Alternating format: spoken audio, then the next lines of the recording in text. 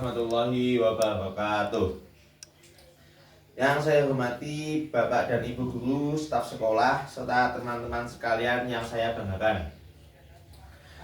Puji dan syukur marilah kita panjatkan atas kehadirat Tuhan Yang Maha Esa, karena atas rahmat dan karunia-Nya kita masih diberikan kesehatan dan kesempatan sehingga dapat berkumpul pada kesempatan yang baik ini.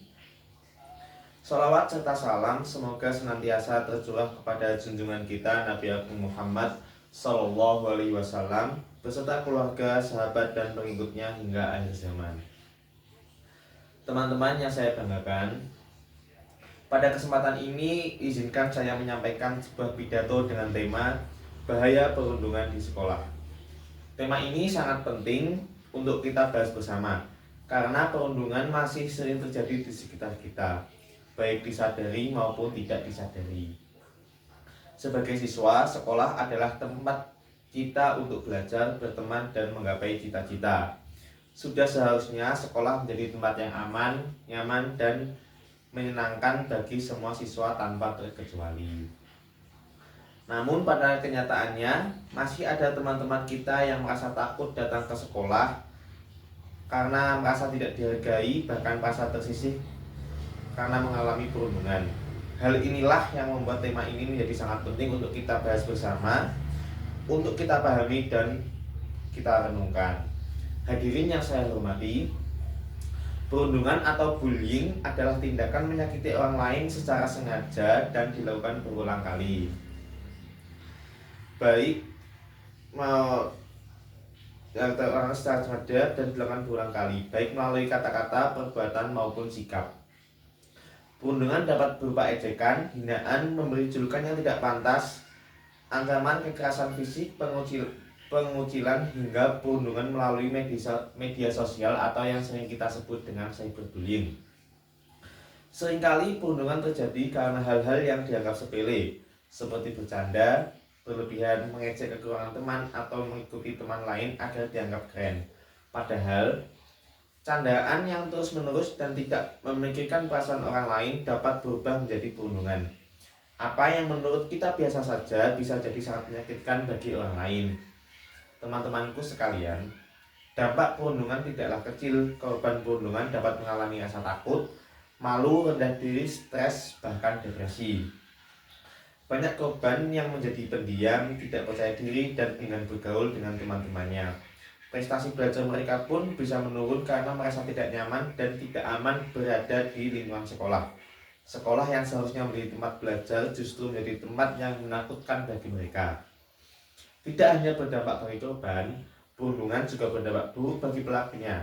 Siswa yang terbiasa melakukan perundungan akan tumbuh dengan sikap kurang empati, sulit menghargai orang lain, dan terbiasa menyelesaikan masalah dengan cara yang salah. Jika kebiasaan ini dibiarkan, maka dapat terbawa hingga dewasa dan merugikan masa depan pelaku itu sendiri. Teman-teman yang saya banggakan, kita semua memiliki perbedaan. Ada yang berbeda secara fisik, kemampuan akademik, latar belakang keluarga, maupun sifat dan kepribadian. Namun perbedaan tersebut bukanlah alasan untuk saling merendahkan.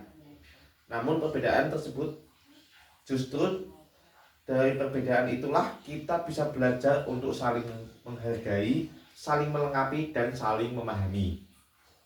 Setiap siswa berhak diperlakukan dengan hormat dan merasa diterima di lingkungan sekolah.